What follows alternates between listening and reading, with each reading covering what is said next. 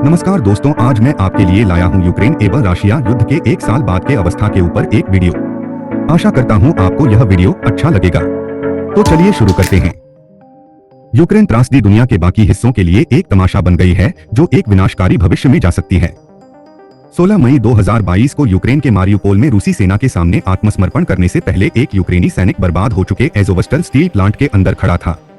यह विश्व राजनीति में निराशा का एक कारण है कि यूक्रेन पर रूस का आक्रमण वैश्विक चेतना के एक और तथ्य के रूप में जीवन से लुप्त हो रहा है, जो मानव क्षति, हानि और संघर्ष के जोखिमों को स्पष्ट कर रहा है। हमले की शुरुआती प्रतिक्रिया घबराहट भरा था।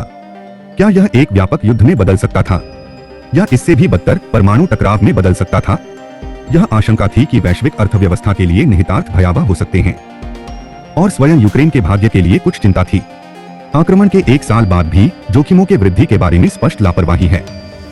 नाटो की रणनीति यूक्रेन को अपनी रक्षा करने के लिए हथियार देने की थी, लेकिन रूस के साथ सीधे सैन्य टकराव से बचना था। यह सुनिश्चित करने की कोशिश करनी थी कि युद्ध एक व्यापक भूगोल में न फैले और यह कि पश्चिमी एकता और आर्थिक प्रतिबंधों का संयोजन रूस पर दबाव डालने का साधन होगा। अगर कुछ भी न कर पाए तो रूस को कम से कम लंगड़ा करके छोड़े। नाटो ने इन उद्देश्यों को प्राप्त करने के लिए अपने सैन्य समर्थन को कैलिब्रेट किया। एक साल बाद ऐसा प्रतीत होता है कि यूक्रेन का समर्थन करने और रूस का सीधे सामना करने के बीच यह बारीक रेखा बनी रह सकती है।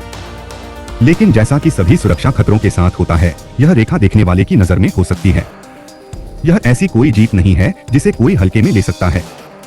यूक्रेन में युद्ध का एक वर्ष आक्रमण के बाद के महीनों में सबसे बड़ा आश्चर्य एक क्रूर रूसी हमले के खिलाफ यूक्रेनी प्रतिरोध की वीरता थी। कुछ मायनों में यह प्रतिरोध एक असाधारण उपलब्धि थी। इसने एक बार में रूस की सैन्य शक्ति की भंगुरता को उजागर कर दिया। लेकिन जैसे ही युद्ध अपने दूसरे वर्ष में प्रवेश करता है, अब एक बड़ा जोखिम है कि यह और भी क्रूर हो सकता है और इसकी मानवीय क्षति विनाशकारी हो सकती है। यूक्रेनी प्रतिरोध आक्रमण को पीछे धकेलने के लिए पर्याप्त था, लेकिन यह पूरी तरह से स्पष्ट नहीं है कि यह सैन्य रूप से क्रीमिया और डोनबास को पुनः प्राप्त करके संपूर्ण जीत की घोषणा करने की स्थिति में होगा। इस बीच जो स्पष्ट हो रहा है वह यह है कि रूस ने भी पहले वर्ष में भारी नुकसान के बावजूद अपने संकल्प को दोगुना कर दिया है। यह एक सामान्य सैनिकों की रैली का आह्वान करके आगे बढ़ा, लेकिन शायद इससे भी अशुभ बात यह है कि यह यूक्रेन में मिसाइल हमलों को बढ़ाकर और नागरिक बुनियादी ढांचे को लक्षित करके इस युद्ध की विनाशकारी शक्ति को और भी बढ़ा सकता है। यदि राष्ट्रपति पुतिन को लगता है कि वे हार रहे हैं, तो विनाश की इच्छा और भी तेज हो सकती है। इससे यूक्रेन का संकल्प नहीं टूटेगा, लेकिन यह खतरनाक संभावना का सुझाव देता है कि हमने अभी तक इस युद्ध का सबसे बुरा दौर नहीं देखा होगा। भले ही यूक्रेन ताकत से बढ़ता है या इसके अधिग्रहण करने के बावजूद भी युद्ध के बड़े आर्थिक नतीजों पर प्रारंभिक अनिश्चितता कम हो गई है। अब इसे एक अस्थायी झटके के अलावा और कुछ नहीं समझा जा रहा है। गर्म सर्दियों की सहायता से यूरोप ने अपनी ऊर्जा आपूर्ति को फिर से व्यवस्थित किया। भयावह मुद्रास्फीति के बारे में भविष्यवाणी सच नहीं हुई।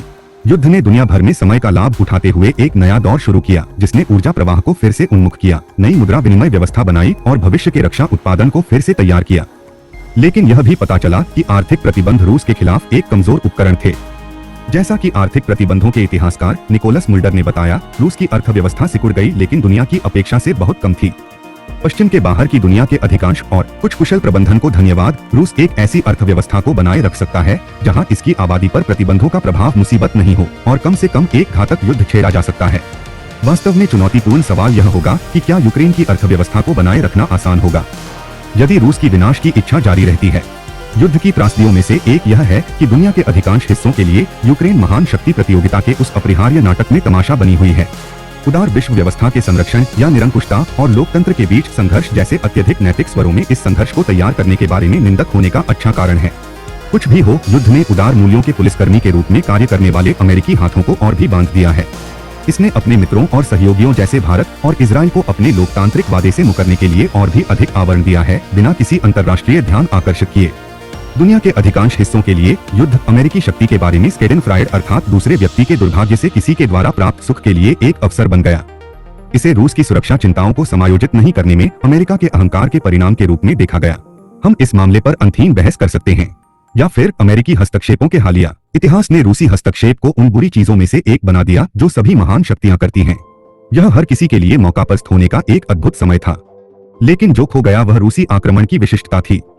द्वितीय विश्व युद्ध के बाद से शायद यह पहली बार है, कुवैत पर इराक के आक्रमण के संभावित अपवाद के साथ, कि आक्रमण का उद्देश्य केवल क्षेत्र को क्रूरता से हड़पना या शासन परिवर्तन का उत्पादन करना नहीं था, बल्कि एक पूरे देश के अस्तित्व को समाप्त करना था।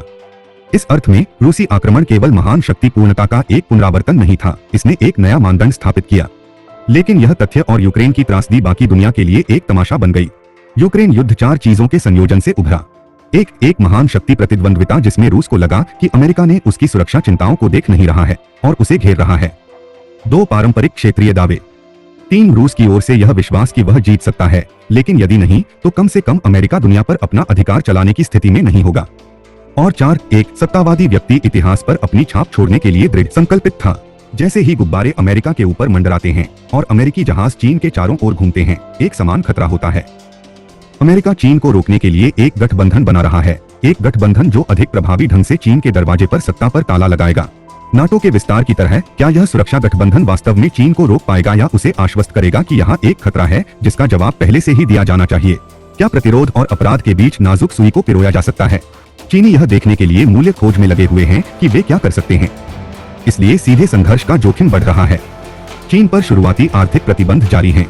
ताइवान पर चीन के लंबे समय से चले आ रहे ऐतिहासिक और क्षेत्रीय दावे एक शक्तिशाली वैचारिक कारक बने हुए हैं।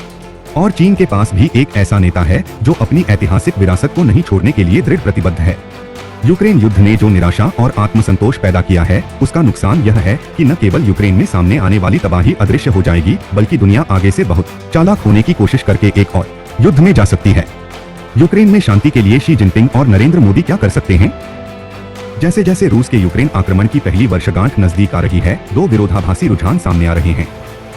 एक फ्रंटलाइन पर नए सिरे से सैन्य कार्रवाई की जा रही है, जो सर्दियों के हफ्तों के दौरान काफी हद तक जमी हुई थी। रूस ने पहले ही डोनबास क्षेत्र में एक सैन्य आक्रमण शुरू कर दिया है और यूक्रेन का जवाबी हमला करीब है। सैन्य तनाव बढ़ने के बीच कीव और मॉस्को के बीच बातचीत को लेकर भी बातचीत हो रही है। हम युद्ध में एक नए चरण में प्रवेश कर चुके हैं, जब कुछ हाई वोल्टेज शांति कूटनीति के साथ साथ अधिक गहन लड़ाई होगी। बीजिंग ने अब इस माइनफील्ड में कदम रख चुका है। इस सप्ताह एक शांति भाषण में राष्ट्रपति शी जिनपिंग युद्ध को समाप्त करने के लिए प्रस्तावों के एक समूह का अनावरण कर सकते हैं। इस बीच राष्ट्रपति जो बाइडेन ने रूसी आक्रमण के बाद पहली बार कीव की यात्रा की है और बुखारेस्ट 9 को संबोधित कर रहे हैं, मध्य यूरोपीय देशों का एक समूह जो नाटो के पूर्वी किनारे का निर्माण करता है और इस युद्ध को समाप्त करने के तरीके में सबसे बड़ी हिस्सेदारी रखता है। इस समूह के सदस्य या तो सोवियत संघ का हिस्सा थे या द्वितीय विश्व युद्ध के बाद सोवियत प्रभाव क्षेत्र में थे। यूक्रेन में युद्ध अब सिर्फ यूरोप के बारे में नहीं है। संयुक्त राष्ट्र महासभा यूक्रेन में व्यापक, न्यायपूर्ण और स्थायी शांति पर इस सप्ताह पारित किए जाने वाले एक प्रस्ताव पर चर्चा कर रही है। शी जिनपिंग की पहल सही समय पर हुई है। शांति निर्माण में भारत के संभावित योगदान में भी रुचि है। आने वाले दिनों में जब जर्मन चांसलर ओलाफ शॉल्ज और इटली की प्रधानमंत्री जियोर्जिया मेलोनी दिल्ली पहुंचेंगी, तो प्रधानमंत्री नरेंद्र मोदी के साथ उनकी चर्चा में यूक्रेन में युद्ध खत्म करने का सवाल सबसे ऊपर होगा। अगले सप्ताह दिल्ली में G20 देशों के विदेश मंत्रियों की बैठक भी यूक्रेन में शांति की चुनौती पर भारत के चिंतन के लिए व्यापक अंतर्राष्ट्रीय संदर्भ भी प्रदान करेगा। रूस के विदेश मंत्री सर्गेई लावरोव और अमेरिकी विदेश मंत्री एंटनी ब्लिंकन दोनों दिल्ली में होंगे। भारत G20 मंत्रिस्तरीय बैठक से क्वाड्रिलेटरल मंच के विदेश मंत्रियों के बीच विचार विमर्श के एक दौर की मेजबानी भी करेगा। अगर भारत के लिए यूक्रेन पर और अधिक साहसपूर्वक कदम उठाने के लिए कभी कोई अच्छा कूटनीतिक क्षण था, तो यह अब हो सकता है। पिछले हफ्ते यूरोप में अपनी घूमने के दौरान चीनी विदेश मंत्री वांग यी शी जिनपिंग की शांति पहल के शुभारंभ के लिए जमीन तैयार कर रहे थे। वांग प्रमुख यूरोपीय शक्तियों जर्मनी, फ्रांस और इटली के साथ साथ यूक्रेन के साथ परामर्श कर रहे हैं। म्यूनिख में उन्होंने यूक्रेन के विदेश मंत्री दिमित्रो कुलेबा से मुलाकात की। वह रूस के साथ विचार विमर्श के लिए अभी मॉस्को में हैं। बीजिंग के लंबे समय से कीव के साथ अच्छे संबंध रहे हैं और रूस के साथ अपनी विशेष साझेदारी की वेदी पर यूक्रेन का बलिदान करने का कोई इरादा नहीं है। न ही वह रूस के साथ गठबंधन को कमजोर करना चाहता है।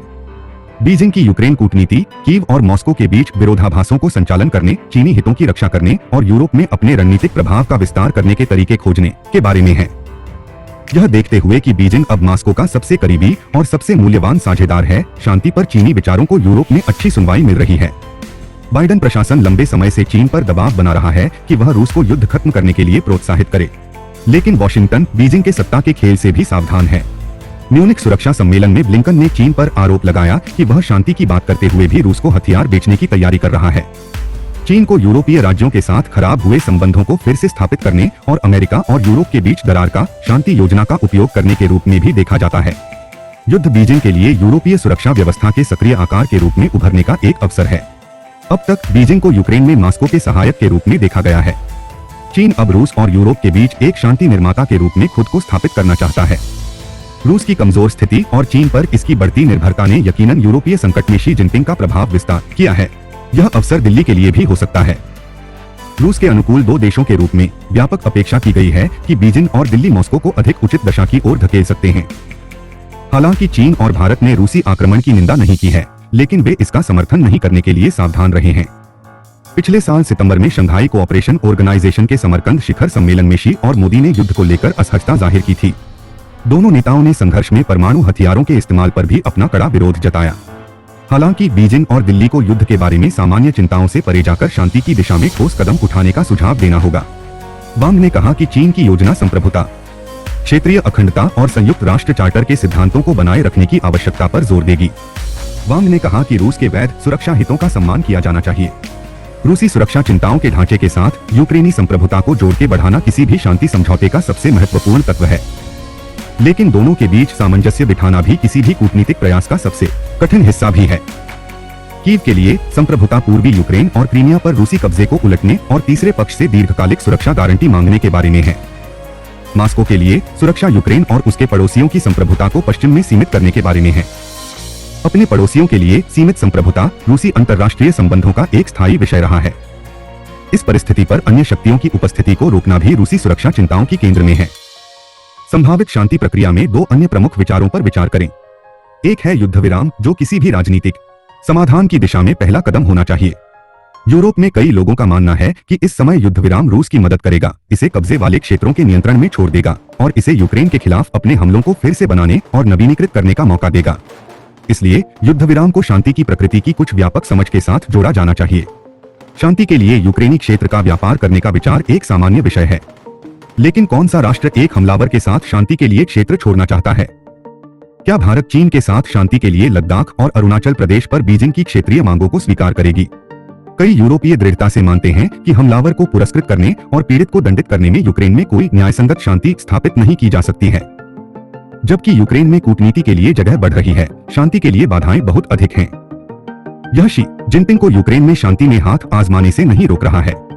नहीं, पीएम मोदी को भारी बाधाओं से पीछे हटना चाहिए। दोनों नेताओं के लिए यूक्रेन में शांति को बढ़ावा देना भी उनके महान शक्ति संबंधों को पुनर्गठित करने और उनके यूरेशियन भू राजनीति को पुनर्व्यवस्थित करने के बारे में है। दोस्तों, हम इस वीडियो की टॉपिक यहीं पर खत्म करते हैं।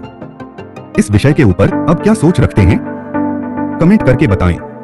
दोस्तों, वीडियो अगर आपको अच्छी लगी तो लाइक एंड शेयर कीजिए। अलविदा।